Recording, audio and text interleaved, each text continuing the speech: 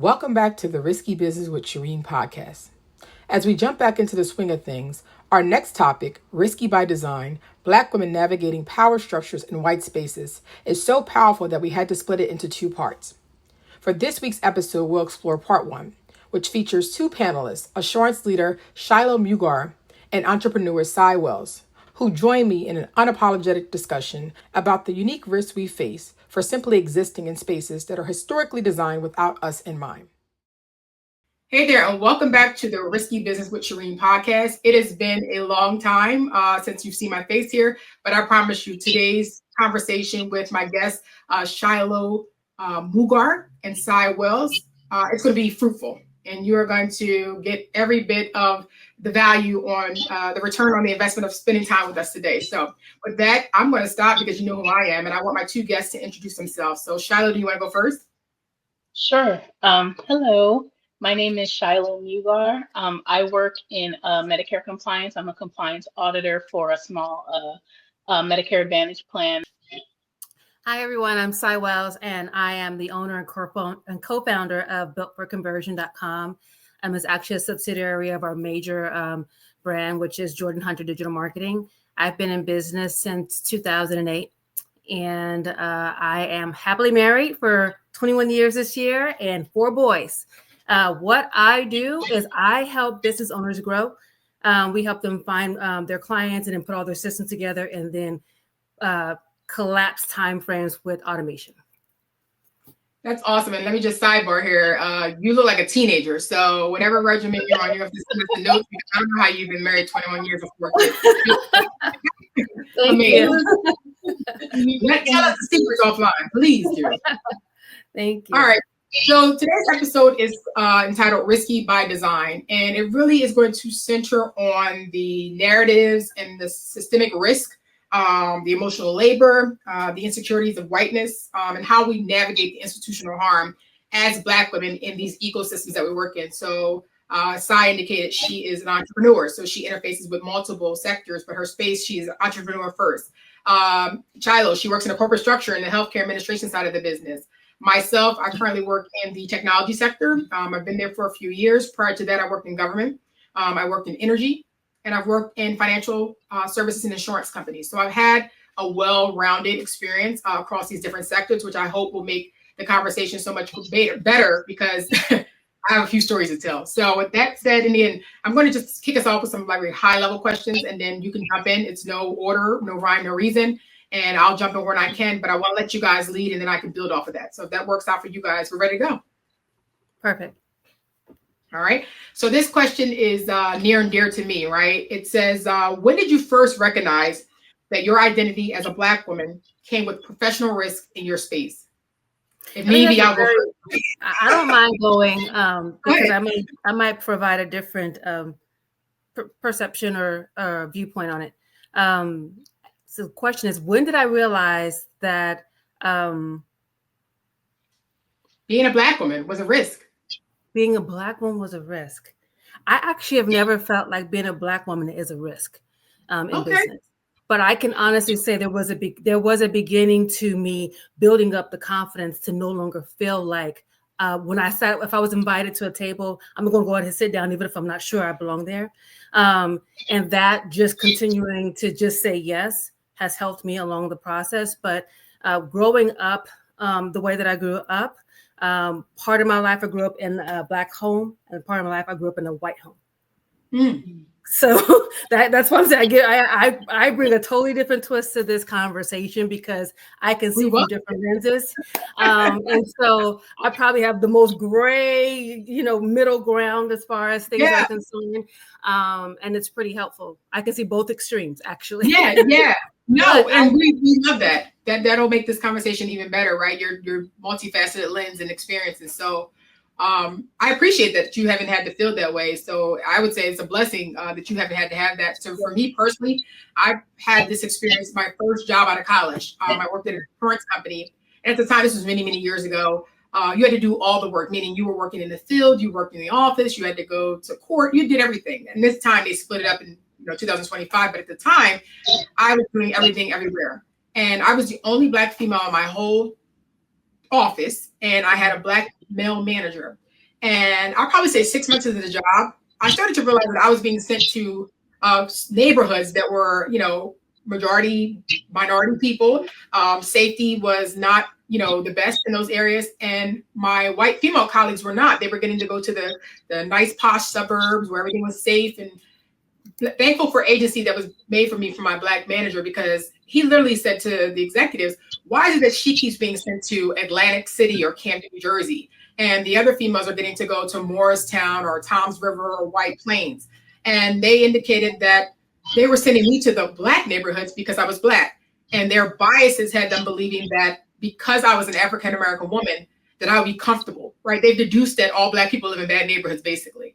And so that's when I knew my Blackness was a risk to my own physical safety, let alone my psychological safety. And that's just how, that was like my first job out of college, like 6 months into it. And that's when like the light bulb went off, like, aha, your risk, it's a risk to even exist in these spaces. So that was my experience. Shiloh, I'll let you take it.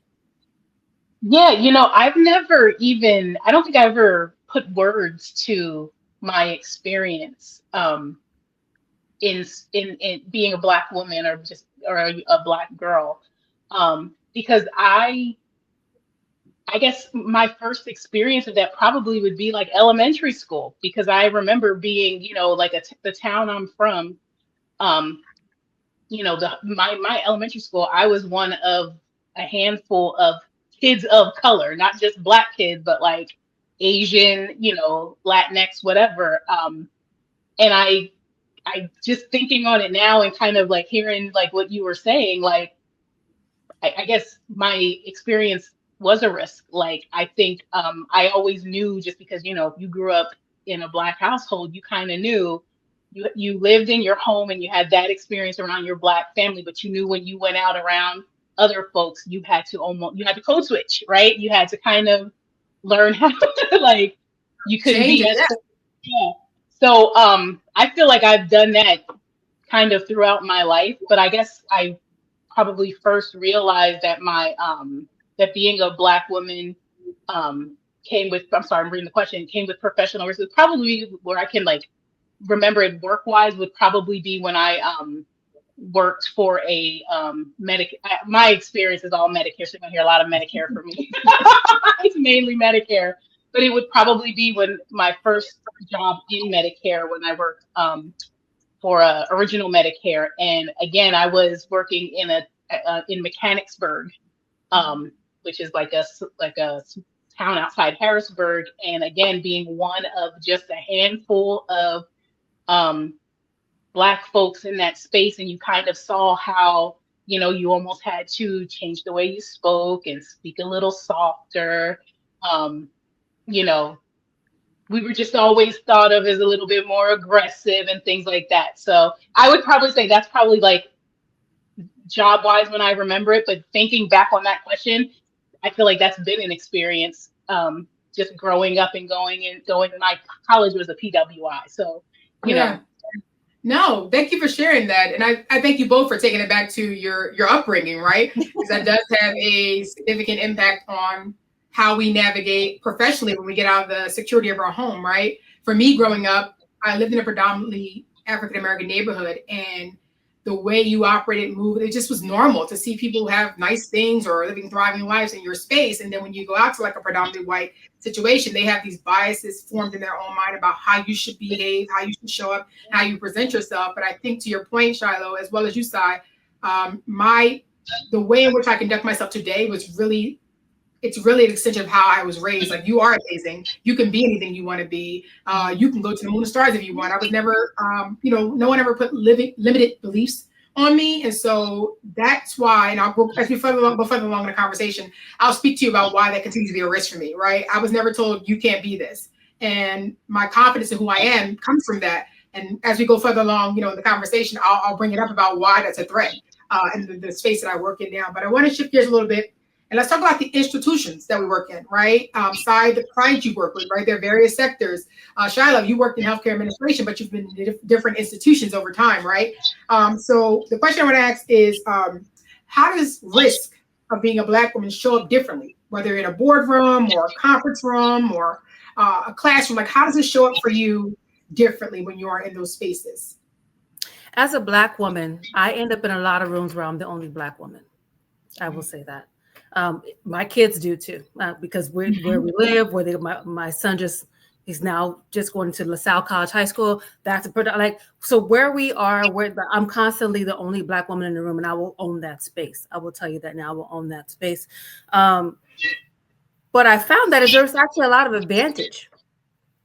There's actually a lot of advantage to being the only Black person in the room. And once I got past my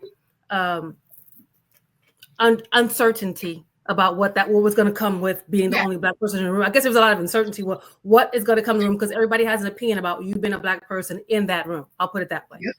And so me coming into the room as a Black person, I found that I had to stand firm in who I was.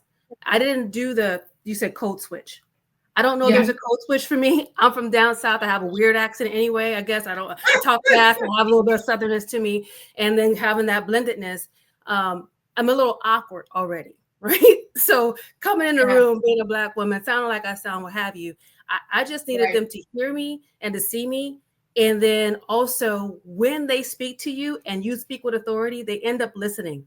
And they're like, oh, what was that? Well, I never thought about it that way. But when I first started, when I was 23, when I first started, I didn't have the confidence. It wasn't about, I didn't feel like it was about being Black. It was just like, I felt young. I felt like I was young. I didn't have kids. Everybody else they were older, more experienced. That was what I was coming in the room.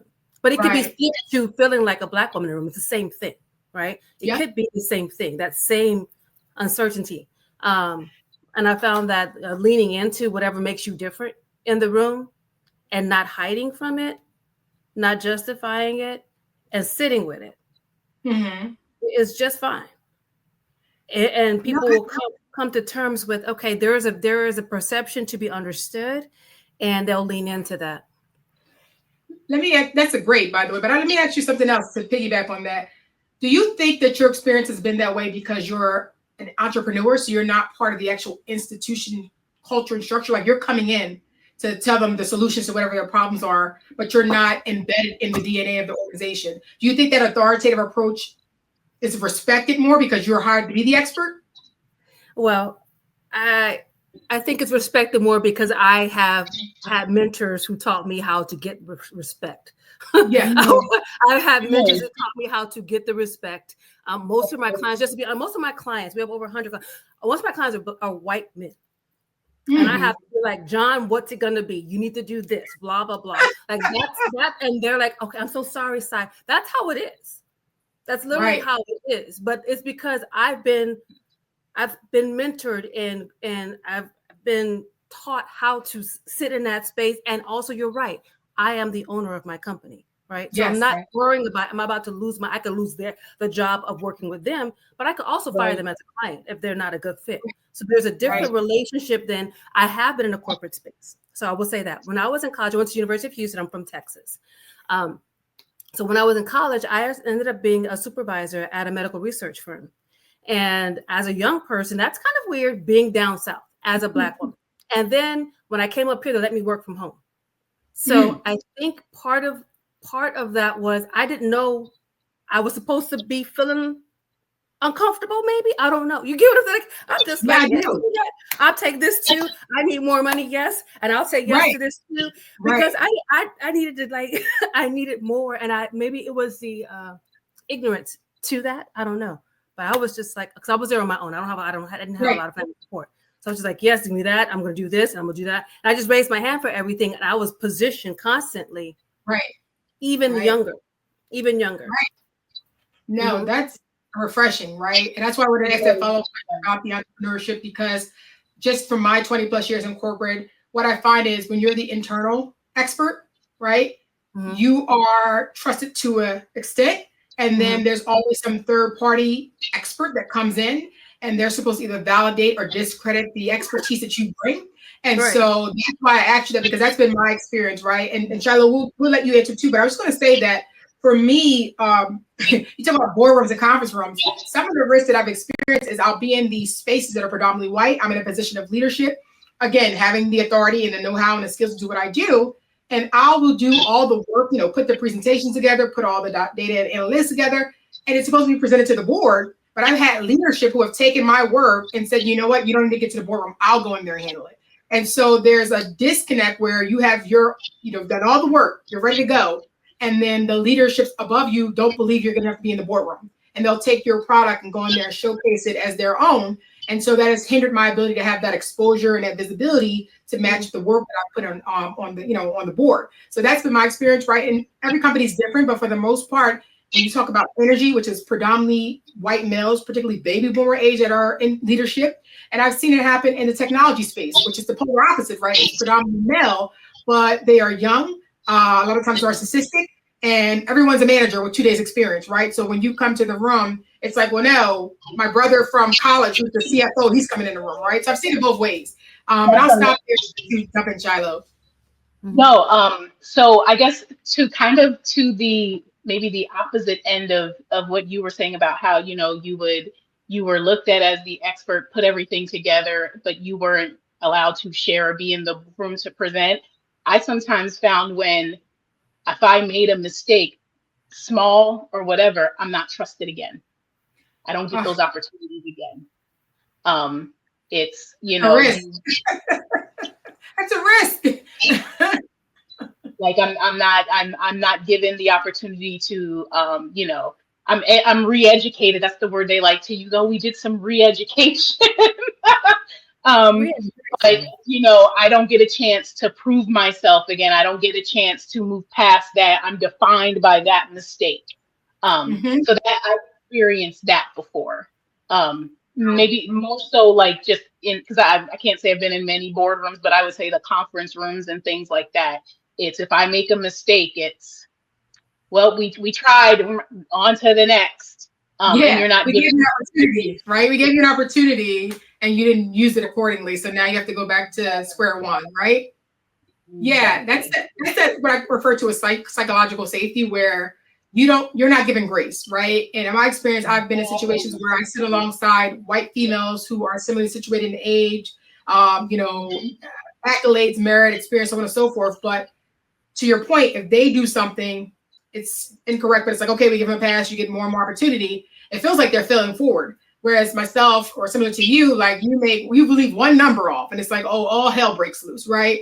And it's like the same grace isn't necessarily extended to you that it would be to your counterpart. Again, oftentimes they're similarly situated, sometimes not even, I would say, I'm not trying to be, bragging here or not, but I would say that sometimes I'm even more qualified than the girl that's sitting next to me, but I'm getting less and I'm getting less, in terms of representation and agency for the work that I'm putting on the board. But it is what it is. That's why we're having this conversation today. So the next thing I want to ask for you guys is, and this is I have a million stories about this, but I will keep it limited.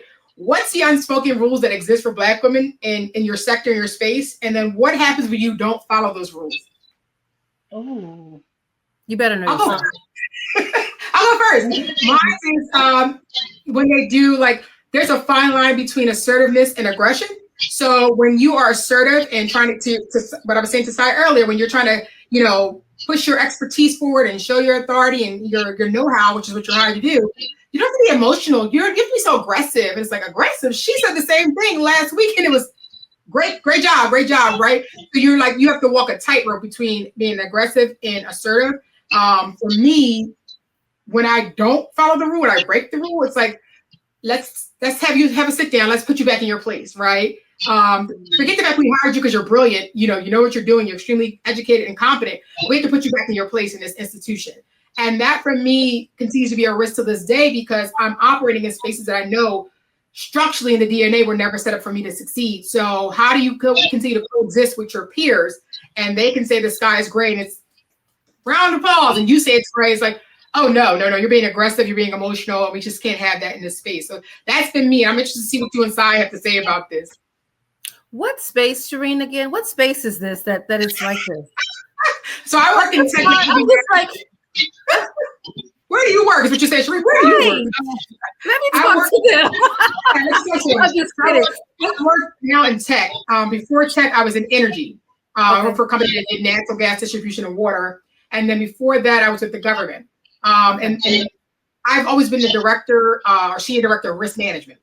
And so a lot of it comes from being the only director level person who looks like me, or the only person who's ever risen to those ranks, or this is the first time they've seen someone in that position, whether it's a net new role or a backfill. And so it's like you're coming in and you are given a title and expectations that match that, but then the breath to move and have, that latitude to do the things you need to do to be effective, it's a constraint on that. Like, and if you go too far beyond the grip they have on you, it becomes really back in, right?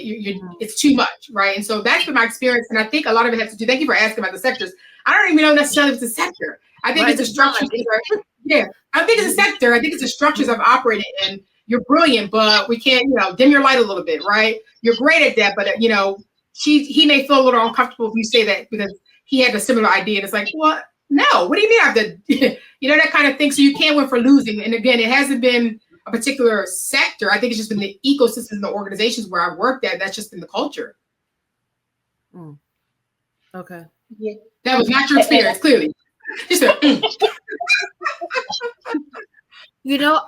I'm a thinker, and I'm just thinking about your experience, and I'm feeling a lot of compassion around it, right?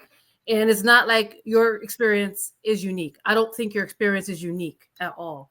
But I'm sitting here thinking there is a drastic difference between when you are the one that is highly educated and positioned to command a certain income, title, etc., responsibility levels, etc., that come with what you've done, versus when you are creating your ranks, so to speak, relationships, networks, whatever. On the business side, I think the way things are built, and constructed on this side gives a different vantage point or viewpoint versus on this other side. I don't know how it would have turned out if I would have stayed in the corporate realm. I don't even think I could have, actually. Yeah. I don't think I'm set up for that. Do you know what I mean? I know exactly what you mean. It's a political game. If people are personality hires, right? Or in the tech space is a lot of, I started this company in my bedroom and these are my friends, and no one has experience in doing any of these things, but they have these positions of power, they have money, they have resources, right? And then you say, oh, aha, let me go get someone who's really experienced, right? And bring that person in to do what they are supposed to be doing. But you have to walk a fine line not to, harm or make their bro dude feel uncomfortable. And so for me, that's really hard when you're a brilliant woman and you're an ambitious woman. So to your point, I've worked in all these sectors, but I'm in the point now where I'm going to be you very soon. Because if you can't respect what I bring to you while I'm on your payroll, I see what you do when Deloitte and EY come in. You roll out the red carpet and jump circles around them, right? So you can do the same for me too. So I love that you're giving that vantage point of that autonomy you have, right? Of being the authoritative. They're coming to you because for your authority, right? They're paying you for your authority and your expertise. Whereas if you're inside the company, on paper they hire you for that, but it's like it's only so far you can go. So I love that you have that dynamic and that lens on that. But we can talk about this episode, I can care less. I'm in my wits end with corporate. I am beyond my wits end because I've had my aha moment that you are too smart, you are too qualified, you are too experienced to continue to report to people who are less than you on paper and in real life. And to have those microaggressions and those macroaggressions continue to brittle you down, beat you down every single day. And it's like you start to forget who you are and what you can bring to the table if you're experiencing that. And that's what I call it, psychological safety. And I'm at the point now where I feel unsafe. And I talk to other entrepreneur women like yourself, and they're like, what's the moment you felt like you were, aha, you got to get out of this, you got to do your own. It's always some type of tragic story. Like I had a miscarriage, I got divorced. It's like, oh my God, I don't want this to happen to me. And so to your point, I see the things the way you see it. And I've had the luxury of seeing what it's like to be the expert in house and have you come in. And then all of a sudden the world is right. So that's why I say like the expert they hire outside, you're like chef's kiss. Your word is bond. But if the person who works in, to Shiloh's point, you get questioned, you make one mistake, it's like, oh, you're on the blacklist. I think the solution to that is to continue to build your network very deep. I can say that is the case for me.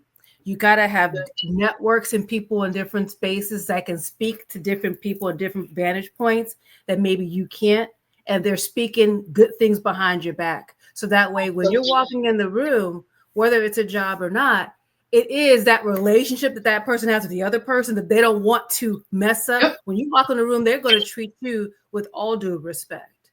And I think it's how we open up ourselves to build relationships within our race and outside of our race, within our gender, outside of our gender, especially Shireen, as you transition, if you make a transition to, you're already owning things. You get what I'm saying? But in a different from a different space. Yep. If you decide to make that shift, the relationships are what open the doors. The relationships are what say, this is the person, she's the person. And everybody, they could be blue, green, purple in the room. If this person says she's the person, all of a sudden, because she's Black, because she's a woman, like, what does she have to tell me? I got to have it. Right. I gotta have her. How do I pay her? Because this person has edified you.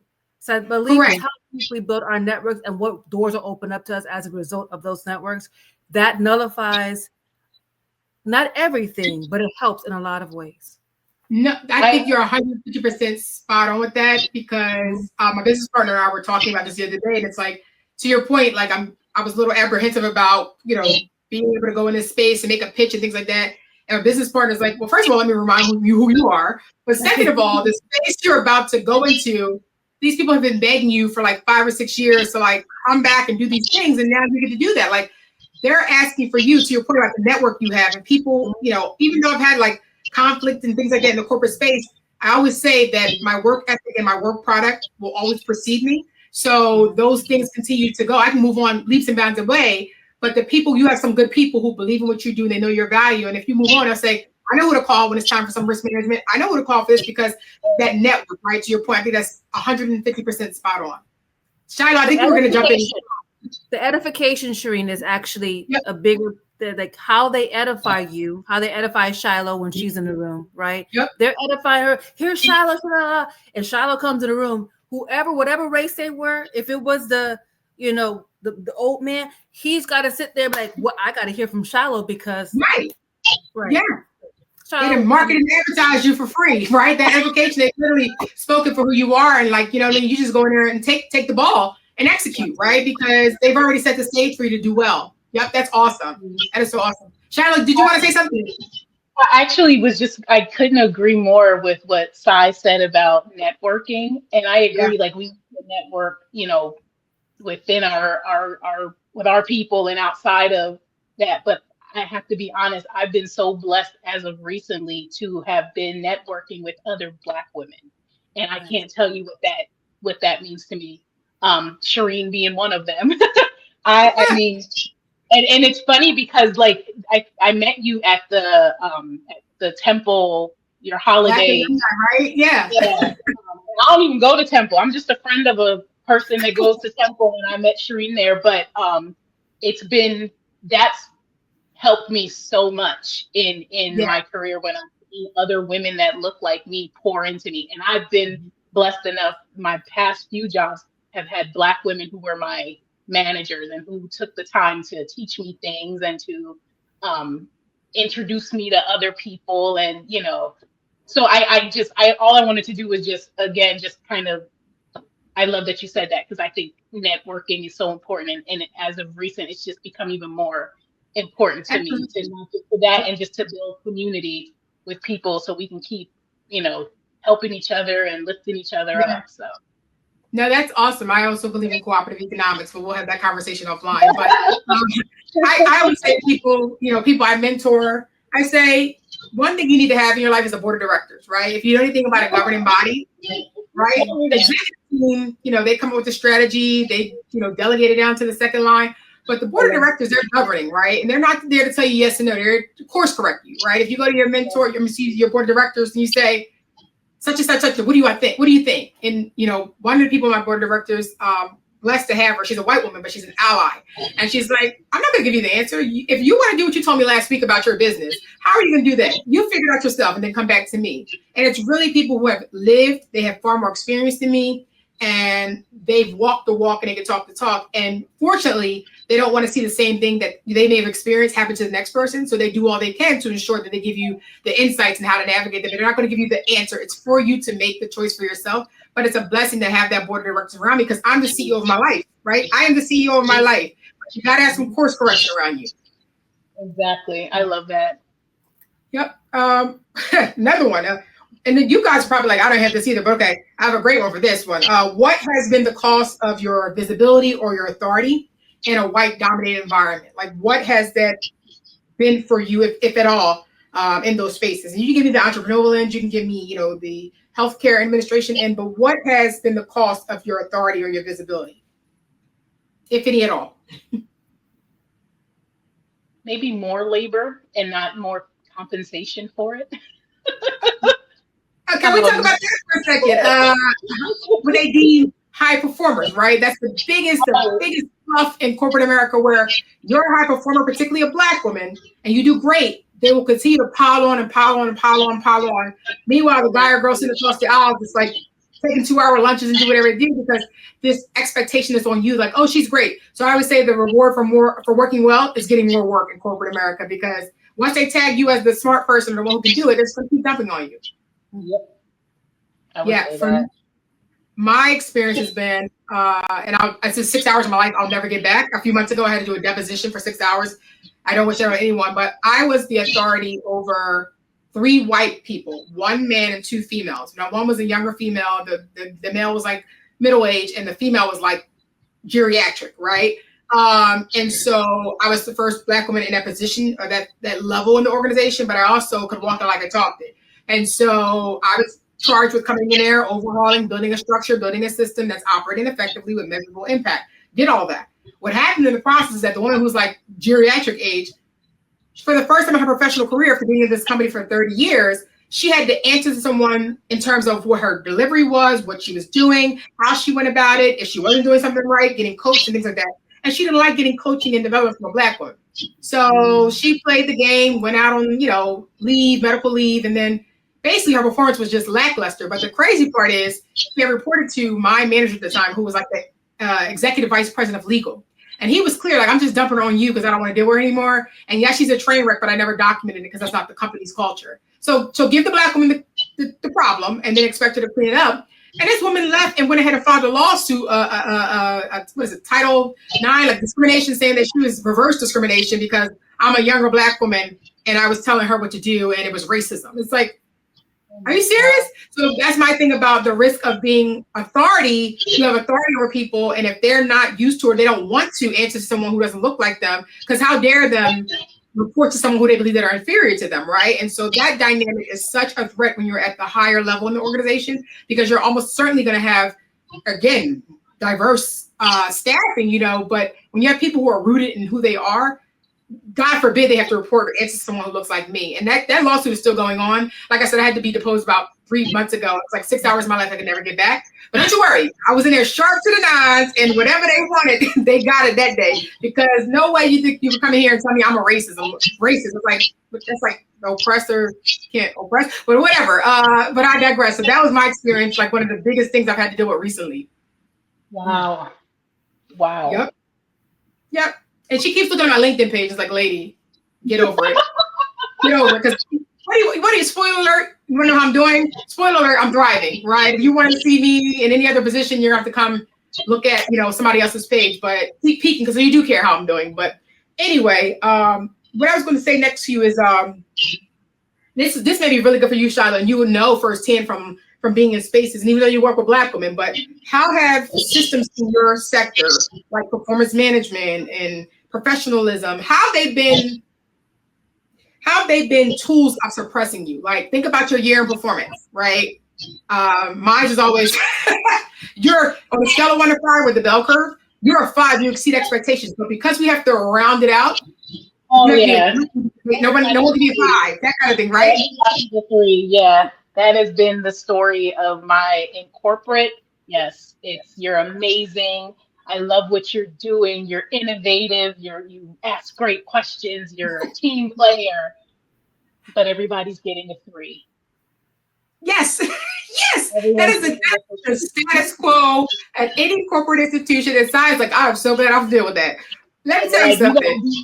Getting a 3. Get a 5.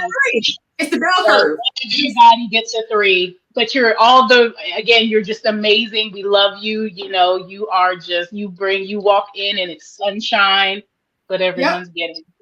You exceed expectations on paper, but when it comes down to the money, the bonuses, the stocks, you are meets expectations, which is the 3. And they lie and say that if they give you a 5, it's going to throw off the bell curve, because at being a 3, it's like no one ever gets a 5.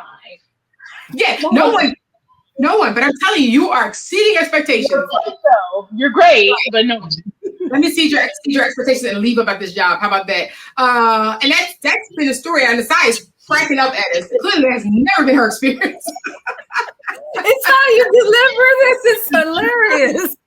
I mean, I'm telling you, I love it. You're not even trying to be funny, but it is funny. No. And I'm glad if my experience can be, delivered in a way where it's more digestible for folks, as long as you grab onto what I'm saying to you, because it is not even on the question set here. But I think at this point, at this pivotal point in this country that we're living in, we're at a very, very, very dynamic fork in the road about the way in which Black women, particularly educated professional Black women, are being handled.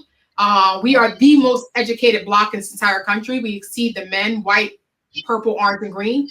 We're also the most effective, right? We hit our targets. Like we're the most, the strongest link in the chain when you talk about the corporate structure. Like we deliver. Like to what Shyla was saying, you go above and beyond. Yet, in recent months, the data is showing for now, they haven't corrected it yet, but 300,000 plus Black women have been eliminated from their roles. And majority of them are showing saying, I was highly effective at my job. I have performance reviews to show it. Like the women being put out is just massive numbers that haven't been seen before. But at the same time, white males are getting hired into the workforce, right? And so for me, it's very near and dear to me because I know a lot of really professional, experienced women like yourselves in my network and just people I've had, opportunities to see in passing. And for them to say, like, I'm a data scientist and I got laid off from Microsoft. It's like, what? And it's like, these women are brilliant. And I think what I'm seeing from the network of people that I socialize with, when I go back to that concept of cooperative economics, like people are saying, you know what? I played that game for 20 years. This is what I needed. Like, this is the aha, God, whoever gave me the slap on her and said, I'm so brilliant. I know I'm brilliant because I did it for them for 20 years. And if I can make them $20 million, I'm sure they can make myself $1 million for, 1 year, right? To Sai's point, knowing what you're doing, being confident in who you are, having those connections and being able to go in those rooms and deliver, right? They're seeking her out. And I think this is what I'm talking about, that pivotal moment for Black women. Either you're going to continue to fight to navigate and climb the ladder in those institutions that are made for you, or you're going to figure out that you actually could be an entrepreneur. Don't get me wrong, everyone's not built for entrepreneurship, but right. I think we're at a really pivotal time about as Black women. And I'll pause here because Sai, I'm sure you have a position on that because that's what you do. As far as what? Just being a Black woman, right? You're an entrepreneur, right? And what I was saying is a lot of Black women I know, they're extremely educated, whatever the case may be, and they've been laid off. And so some of them are saying, like, I'm going to get back on the job hunt. I'm going to try to get another C-suite job. That was part of my story, being laid off, actually.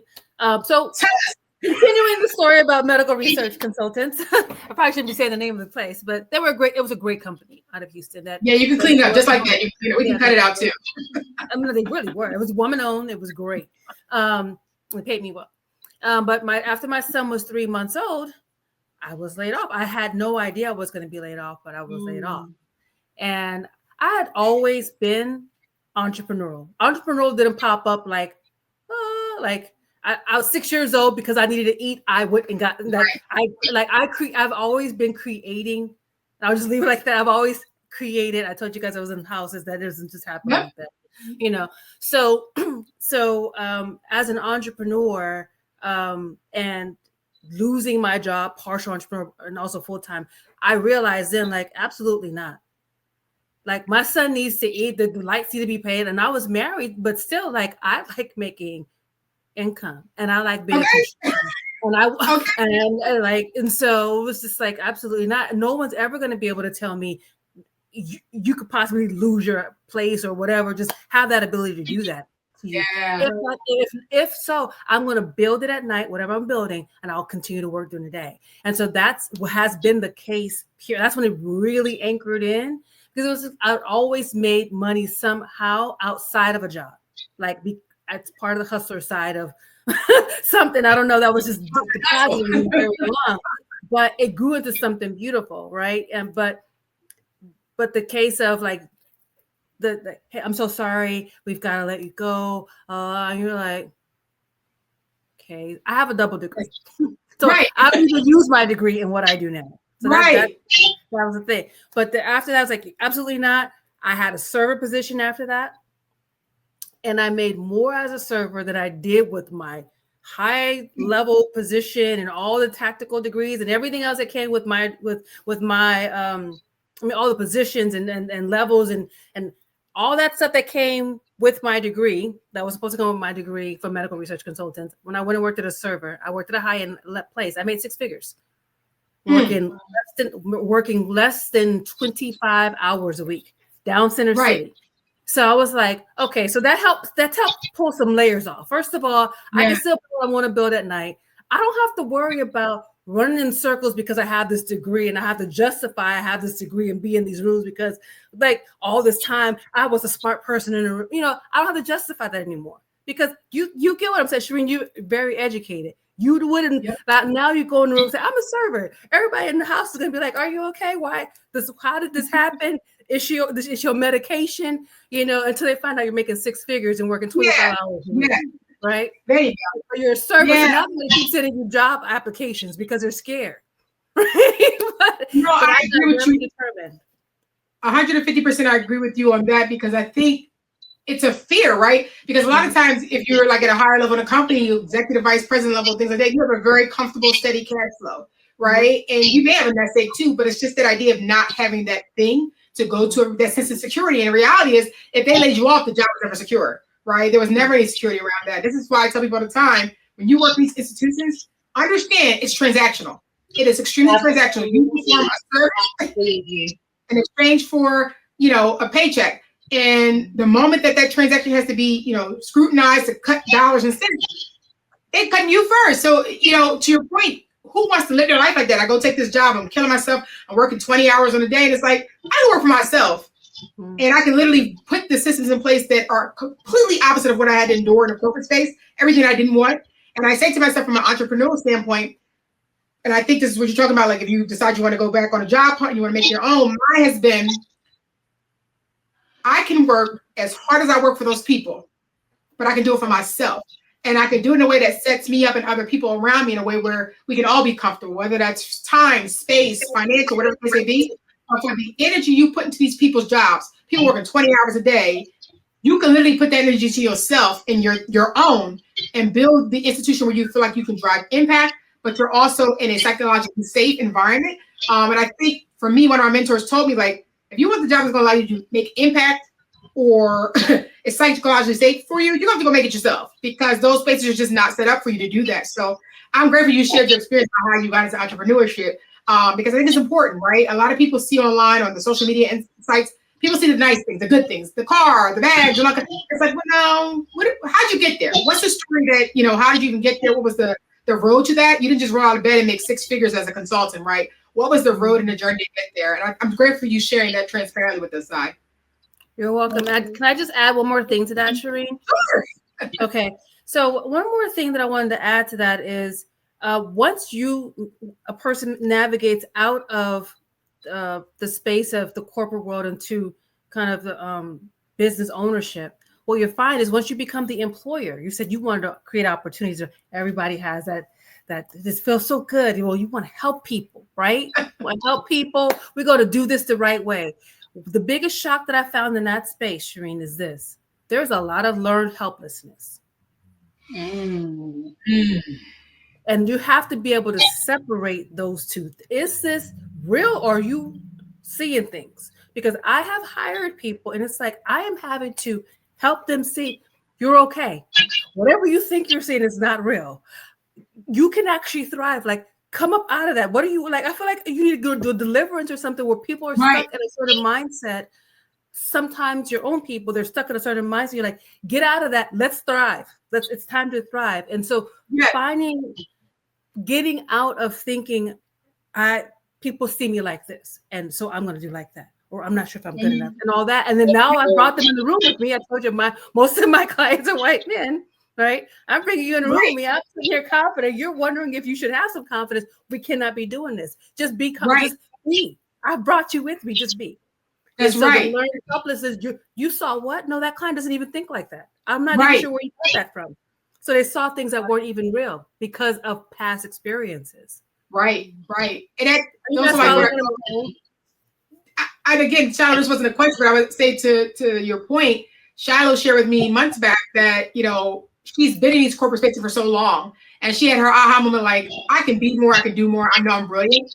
And she's going to put herself back through law school because she wants to see the world differently, experience that. And I'm like, that's amazing, right? And to your point about, I usually call it scarcity mindset, where you are so used to being in this environment, whether it's corporate or not, being beaten down. And when you get an opportunity to have that freedom or to explore different ways of the world, a lot of people lose that opportunity, to your point, because they can't shift their mindset. And it's counterintuitive for the world you're in and what you're showing up for. And so being very selective about those who you bring along on the journey, which is why one of the things I really want to start in the next couple of months is I really want to start like this collective or cooperative of Black women who are doing their thing, right? If I go into a room to pitch something and I can do what I need to do, but I also hear they need a cybersecurity expert, I should have that cybersecurity expert in my collective say, hey, I can't do it, but this one could do it. Oh, you need a data scientist. Well, I sure can't do data science, but I have another Black woman who can do it.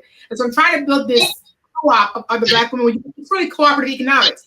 It's not about crabs in a barrel. I can't do that for them, but you can.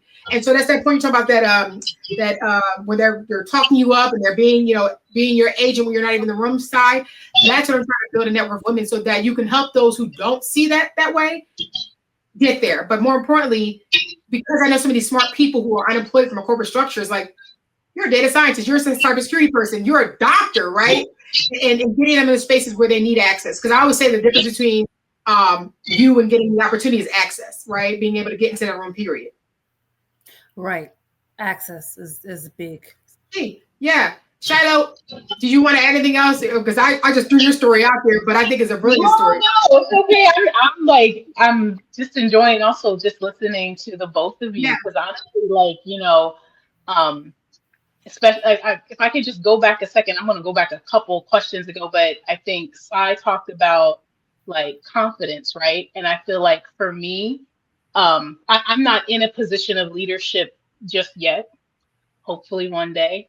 But I know that's always been my struggle. I can remember like some of those performance reviews are like people I would talk to. They're like, I don't know what you're worried about. You know what you're doing. Just do it confidently. But for whatever reason, that was a struggle for me. But I think for me, to what you had shared, Shireen, is when I learned at a previous position, when I shared that I was interested in, a different sector of healthcare, I'm in compliance. And the manager at the time I shared that with, she was like, oh, okay, cool.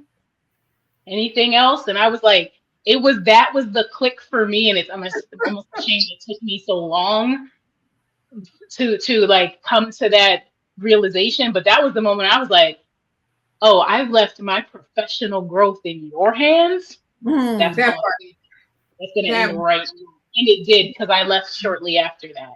When I realized, like, you talk about your degree, my bachelor's degree is in history. So when I tell you I've been in predominantly white spaces in a white institution with a subject that was predominantly, I get it. But I was just like, once I realized, I was like, I've left my professional growth in the hands of someone who couldn't care less about it. She would be absolutely positively happy if I stayed in this space doing the same thing. Right. And once I realized that, I was like, well, now I got to go. And I researched I had so much healthcare experience, like with different plans. I was like, well, I don't want to go to waste, when I decided I wasn't going to pursue a graduate degree in history. It was like compliance. Compliance is growing. Compliance is broad. There's just not healthcare compliance. There's higher education compliance. There's corporate compliance. There's NCAA compliance. There's all sorts of compliance. And I decided that was the industry for me to go to. And it was the best decision I ever made, because I love it. Because I actually get to use my degree. I get to utilize the degree in terms of like research. I'm a pretty decent writer, and things like that. So I don't know. It made me think of like, I don't want people to leave their professional growth in the hands of their employers. It's yours. Yes.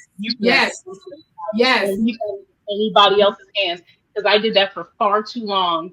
And I come from, my mom is legit my shero. Like, she was always had great work ethic, and she took things into her hands as well. So I'm glad I finally came to that. But if I could say anything, please, especially women, especially Black women, do not let your employer control your growth in any way, shape, or form. So sorry. And no one can have agency for you better than yourself, right?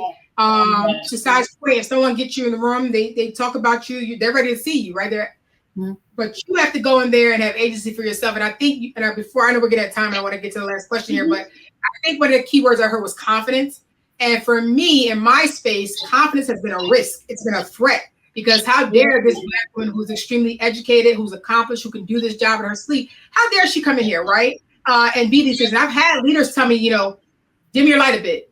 Don't be too much because this person feels uncomfortable. And it's like, at a point in time, I'm very honest with you. I may feel confident now or come off as confident. There was a time when I would actually constrict myself to meet their demands. And it got me nowhere other than feeling foolish on the back end. It's like, well, that's their problem. They're insecure, not mine. What am I going to do about her insecurity or his insecurity? So for me, confidence has been like a double-edged sword, if you will. It's great to be confident in an interview.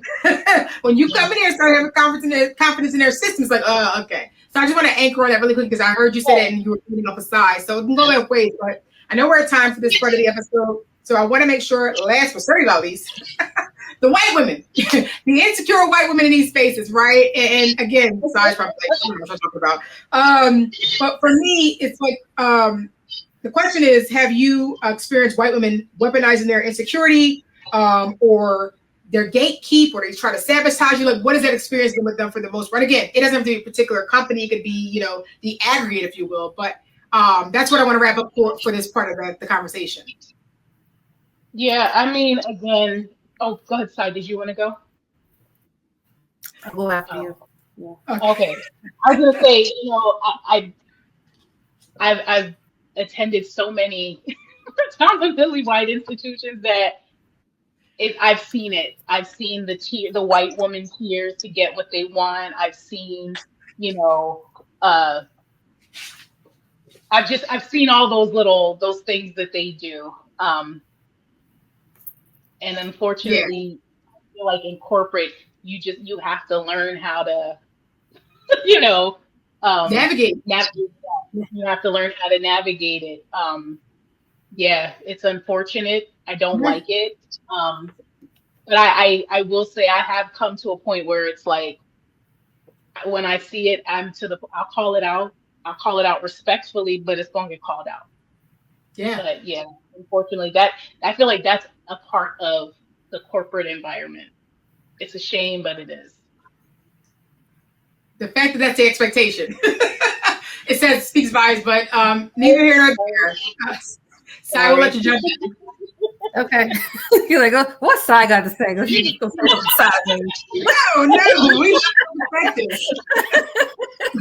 love So here's what I have to say. Most women are wearing masks. And I've learned that because I've been in the quiet rooms when I'm speaking to the person that looks like something out there, and then they're calling me and just kind of, I've been in a position to be like the person that mentored the hero out there that was imploding in their home, and they were, type of a thing. And this could be the billionaire this and da. I have been in position to help these people behind the scenes off the ledge, so to speak. And I will tell you this. There are a lot of people wearing masks. There are a lot of people that are insecure, and they're looking to you, and it's showing up really weird because they don't feel safe with themselves, and they don't know how to engage and haven't been taught how to engage. And so what I found is I speak first. I have no problem speaking first. I'm also from Texas. I like to speak first. It makes me feel comfortable. So I'm like, I'll go. I like to break the ice. Hi, I'm Sarah. And it's like all of a sudden, whatever their RBF face was, you guys know what I'm like, where they look like it goes away. The RBF goes away. It goes away. And they're like, well, she's one of the different ones. I'm not sure. I think they might think I'm crazy. I'm not sure what's going on, but they're like, oh, well, she spoke first, and I guess I'll go along with it. I'm not sure. But where I am today, largely as a result of 3 very close white women friends one who knows the owner of the Dallas Cowboys, one who knows the owner of this large nutritional company called Melaleuca, who's a multi-billion-dollar company, and another one who, and so another one who's at the top of the ranks of a different field. And so all of them I met through social media. I met them through social media. We got very close in different ways. And I found that, I'm going to wrap this up. I found that they saw in me and still some things I didn't see in myself. And they found a way to leverage me in the beginning. Okay. I didn't realize what was going on.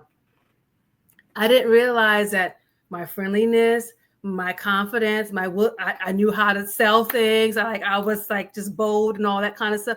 They saw that in me. I'm like, we want her closer. Yeah. We want her closer. Yeah. We want her in the room because I don't have this. You know, like, I don't know. So we're going, and then she also brings some color in the room with all these other people. Let's bring her to this one too, because now there's a sprinkle of color in the room. And so that helped them. I used to be selling six figures in the back of the room with these people. But I was also meeting all the right people, understanding how people move in the room, and also still, it's like, oh, wow. So they're bringing me in closer because I am that Black woman in the room. And because like all the things that I couldn't, and I was like, oh, that's the veil. That's the veil. Right. All the things that they were showing up, presenting to be, they needed somebody to actually be that, to actually get going. Do you get what I'm saying? Right. So, I do get what you're saying. So in the beginning, at first that turned out to be leverage, but then I ended up leveraging that relationship. That's why it's all leverage and network. So after me selling six figures in the back of the room, ended up being, okay, so now that I've sold their package for six figures, here's what I got over here too. Here's what I'm doing over here. They go find me. Now, we're partners. I went from working with them to partners and different things like that. But it was because they saw something in me, the Black girl, they didn't quite see what she had at first. And then I'm like, oh, they're leveraging things. And I'm not showing up the way I fully should show up because I don't realize I got it, but they realize it. Right. So that's to your advantage. Yeah. Yeah, that's to your advantage. I think that's so interesting. I know I'm going to wrap this segment up. The producers out there are like, let's go wrap it up. But what I can say before we break is that in terms of white women, particularly in corporate, the higher you get up the ladder, the more fragile. My experience has been fragility, I call it. And what it is a sense of entitlement. Like, how dare you have all these things? How dare you? She couldn't possibly do that. And so for me, one of my most recent experiences, I had a white woman. I got on the phone with just an initial introduction, right? I was starting at the company, and 2 minutes into the call, she's like, "Well, who made you the expert of risk management around? What do you have? Like, what are your accolades?" First thing, I think the interview and background check is over. Second of all, who are you to ask me what I bring to the table? What do you bring to the table? And she says to me, in all the white woman confidence in the world, I have a certification from the organization. I said, the one you pay $199 for and get the certification from there. I said, but since you want to know my accolades, let me run them down for you. I said, I have a master's in risk management from the #1 institution in the world, Columbia. Chew on that, right?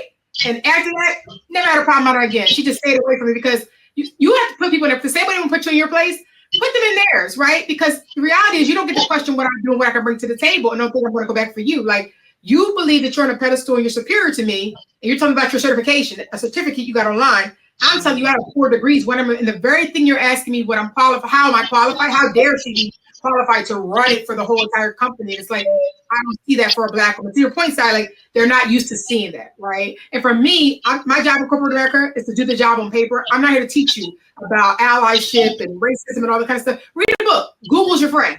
That's not my job. My job is to be effective at what I do and respect everyone around me. And I give it, right? I give respect. I'm highly professional. But to see the way a lot of times white women weaponize their insecurities they project onto you, I've learned at this point in my career, it's a you thing. So I'm going to leave it right there with you. You simmer in that insecurity. When you find your confidence, maybe circle back. But I don't have that around me because I'm extremely confident in who I am and what I bring to the table. And I don't have to run my degrees down. I don't have to do that. But it was a purpose to do that. Who's talking about who made you who told you it was okay to even ask someone that question in corporate America? Like, who gave that idea that's okay to challenge somebody's credentials, right? And like, that just the audacity sometimes, right? And I'll close on this. For all the foolish white women I had to deal with, I've had great ones too who are allies to Side's point, saw things in me I didn't see for myself, still have agency humor now at other companies they work in, and still calling me to do things They're like, I know who to call. I know who to call because they believe in the work I've done. So I want to be very fair there. I've had white allies as well, but I've had a lot. My experience has been far greater in corporate, dealing with people who have insecurities and are projecting their insecurities onto you. Thank you for tuning in to this week's episode of the Risky Business with Shireen podcast. Be sure to check out part 2 of this discussion next week for episode number 7.